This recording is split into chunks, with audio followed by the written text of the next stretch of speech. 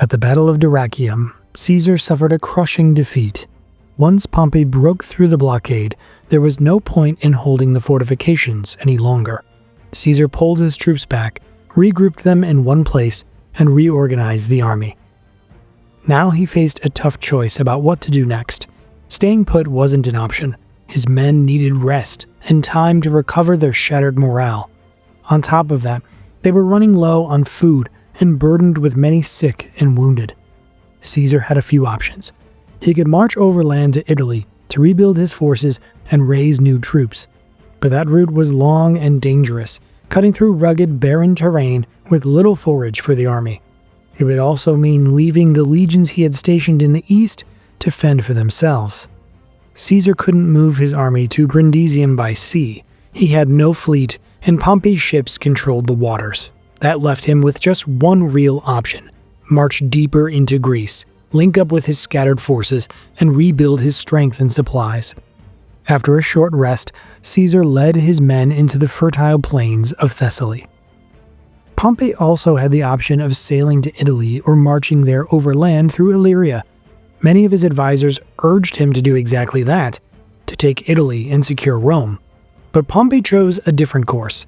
He wanted to finish Caesar once and for all. His army was riding high after its recent success, and Pompey was convinced that victory was close. So he set off in pursuit of Caesar. Caesar made it to Apollonia, where he restocked his supplies and left the sick and wounded behind. Then he set off at a fast march to join Domitius and his troops. To move quicker, Caesar sent the baggage train ahead, so his men could march light and cover much more ground than Pompey's army, which was slowed down by its baggage. Realizing he couldn't catch Caesar in time, Pompey sent his cavalry ahead. They caught up with Caesar's rear guard near a bridge over the river Gnaeus. The Pompeians tried to force a fight and block the crossing, but they were no match for Caesar's Gallic cavalry, who drove them back and cleared the bridge. Caesar set out to join Domitius, marching through Epirus in Athemania. Pompey also made for Macedonia, but took a different route, through Candavia. Domitius had been blockading Scipio's army for quite some time. There were plenty of skirmishes with losses on both sides, but neither side dared risk a full-scale battle. Both Caesar and Pompey sent out orders and messengers in all directions. Pompey's couriers spread word of Caesar's defeat wherever they went, and many towns quickly threw their support behind Pompey, refusing Caesar's troops food and forage. In all this confusion, messages between Caesar and Domitius rarely got through. Only those carrying Caesar's order for Domitius to march and join him managed to reach their destination. But Domitius still didn't know which route Caesar would take or where they were meant to meet. He broke camp and set off at a fast march along the shortest route, the Via Egnatia toward Dyrrhachium and Apollonia, to link up with Caesar. But coming down that very same road directly toward him was Pompey's entire army. By sheer luck, a clash was avoided by just 4 hours. Warned in time by his scouts, Domitius turned his army around and soon joined Caesar near the town of Aginium, close to the Thessalian border. Together their forces marched on Gomphi. The town had once been loyal to Caesar, but after news of his defeat at Dyrrhachium, its people switched sides and refused him entry. Caesar chose to storm the city. Within a few hours, Gomphi fell, and he allowed his men to sack it. From there, Caesar moved on to Metropolis, which opened its gates without a fight. Meanwhile, after Domitius left to join Caesar, Scipio pulled his troops back to Larissa, where Pompey soon arrived. Their forces combined into a single army, and not long after, Caesar and Pompey drew close and made camp near Pharsalus. Pompey on a high hill at the foot of the mountains, and Caesar in the valley below. The senatorial faction in Pompey's camp pushed hard for a decisive battle, but Pompey chose to wait. Caesar's supplies were running dangerously low. Every day, Caesar shifted his camp closer to Pompey's, formed up his troops, and tried to force a fight. Pompey did the same and kept his legions positioned on the hill beside his camp, giving him a clear advantage if it came to battle. Still, he held back, ignoring the growing pressure from his allies. Caesar claimed Pompey had as many as 55,000 men, though modern historians put the number closer to 40,000. Caesar's own army numbered about 30,000, and Pompey had a huge advantage in cavalry, 7,000 against Caesar's 1,000. But Caesar's legions were far more experienced, and their morale was much higher. At last, Caesar realized he wasn't going to force Pompey into a decisive battle this way. He began breaking camp, ready to lead his troops off to restock their supplies. Seeing this, Pompey finally decided to fight. He marched his army out of camp and drew it up on the slope, almost at the base of the hill, confident that Caesar's men would tire themselves climbing up and be easier to defeat. Pompey anchored his right wing on the river Enipeus, while his left stretched out onto the plain. He deployed his army in the standard Roman formation, heavy infantry in 3 lines. The left flank was covered by light infantry and archers, and all of Pompey's cavalry was massed there under Titus Labienus. Lucius Domitius Ahenobarbus commanded the right wing, Scipio held the center, and Lentulus took the left. Pompey himself also stood on the left flank. Pompey's plan was to let his infantry hold the line defensively and at the right moment send his entire cavalry crashing into Caesar's right flank. The goal was to break their formation, swing into their unprotected rear, and finish them off with a combined assault. Caesar also deployed his army in 3 lines. His left flank rested on rough ground near the river Enipeus, while his right stretched out across the open plain. On the left were the 8th and 9th legions, so depleted by earlier battles that together they barely made up a single full-strength legion. On the right stood Caesar's most loyal and battle-tested troops, the 10th Legion. The 11th and 12th held the center. Antony commanded the left wing, Domitius the center, and Sulla the right. Caesar himself took his place directly opposite Pompey. To match Pompey's line in width and to keep his flanks from being outflanked, Caesar had to thin out his formation. His maniples were only 6 ranks deep compared to Pompey's 10.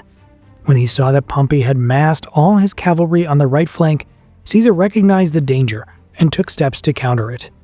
He pulled together a reserve of 3,000 men from cohorts of all of his legions, gave them detailed orders, and stationed them behind the main line on the right. He also placed his small cavalry force there. The battle began with Caesar's troops advancing. His first and second lines moved forward together, closing the distance. Normally, a Roman army, and both sides were Roman, would wait until the enemy was close before suddenly charging in a rush. Caesar's legionaries expected just such a fight. They climbed the slope at a fast march with shields raised, then broke into a run and charged at the right moment. But Pompey's troops didn't rush forward to meet them.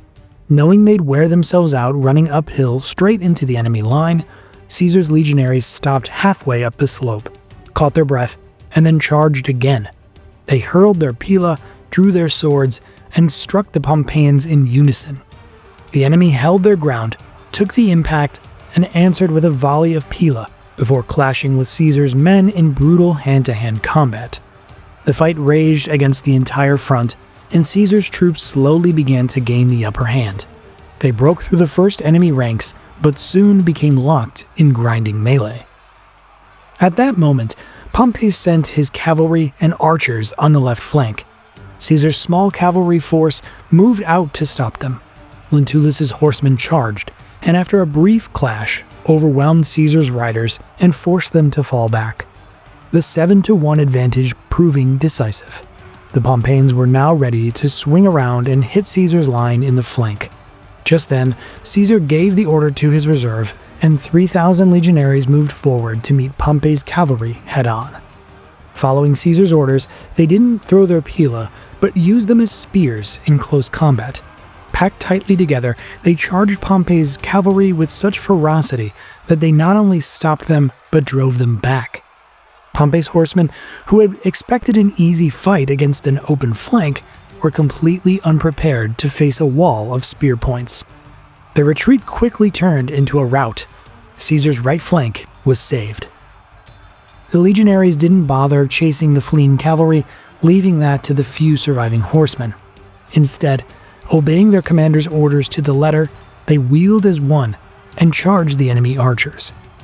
Pompey's light infantry and archers, now left without cover, were hit by the full weight of Caesar's attack and quickly broke in panic. Without stopping to pursue, Caesar's men turned again and struck Pompey's exposed left flank and rear. At the same time, the veterans of the 10th Legion pressed their attack even harder. Pompey's troops were still holding, but then Caesar gave the order for his fresh third line, which had yet to see action, to advance. Fresh centuries moved in to relieve the exhausted front line and struck Pompey's legionaries all at once. This time, the Pompeians couldn't hold. They fell back, and their retreat quickly turned into a rout. Soon, Pompey's entire army was in full flight. They tried briefly to hold the ramparts of their camp, but a short clash at the gates and fortifications ended in a complete victory for Caesar's forces. After Pompey's cavalry had fled, he left the battlefield and returned to his tent. When the fighting reached its peak, the Pompeians broke completely, and Caesar's legionaries stormed the camp in pursuit. Realizing the battle was hopelessly lost, Pompey escaped through the rear gate with only a handful of his closest companions. Nightfall was the only thing that saved the fleeing Pompeians. Those who escaped in the nearby hills tried to make their way to Larissa, but Caesar's troops, moving under cover of darkness, outflanked them and blocked every road. The remnants of Pompey's army surrendered in droves. Ancient sources report between 6,000 and 15,000 Pompeians killed, with more than 20,000 captured. Caesar's own losses were heavy too. Up to 4,000 of his soldiers were killed. Only a few of Pompey's men managed to escape death or capture. Nearly all of the aristocrats who surrendered were pardoned and released by Caesar, including Marcus Junius Brutus, who would one day assassinate him. Of Pompey's commanders, only Lucius Domitius Ahenobarbus was killed during the pursuit. The rank-and-file soldiers were also pardoned. Many chose to join Caesar's army, while the rest were sent home. After fleeing the battlefield, Pompey went to Larissa.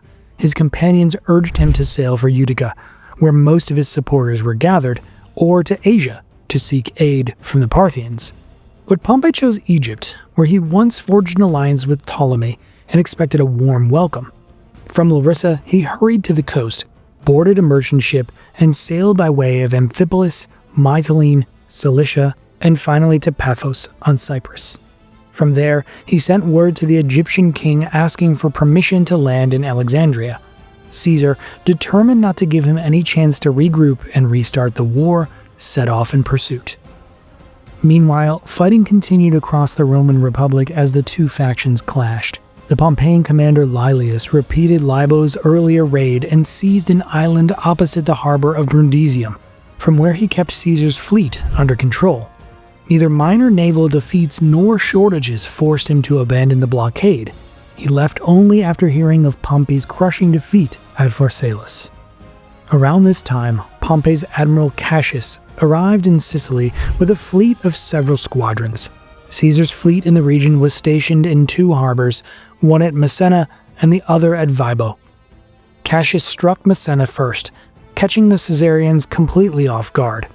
They had not expected an attack and had posted no proper patrols. Cassius attacked the fleet as it lay at anchor, using fire ships to destroy it entirely before sailing on to Vibo. There too, he surprised Caesar's men and managed to burn part of the fleet, but this time he met stiff resistance and was forced to retreat. Meanwhile, Pompey received word from the Egyptian king granting him permission to land at Alexandria. In truth, however, Ptolemy had decided to remove an unwelcome problem and secretly plotted Pompey's death. He sent his guard commander Achillas and the military tribune Septimius, an old acquaintance of Pompey's, to meet him. Pompey, suspecting no danger, boarded the small boat meant to bring him ashore, where Achillas and Septimius murdered him. If you made it to the end of this video, we really appreciate it if you liked and subscribed. Follow along on our journey through ancient civilizations and history. We put out new episodes every single week. If you'd like to support the channel, join our Patreon or become a YouTube channel member. You get early access to new episodes, behind-the-scenes looks, and more. You can also leave a super thanks below to give us a little extra boost. If you want to listen to history on the go, check out our all-new podcast, Parabellum History. You can find it on all major podcast platforms. Thanks again for tuning in, and we hope to see you next time.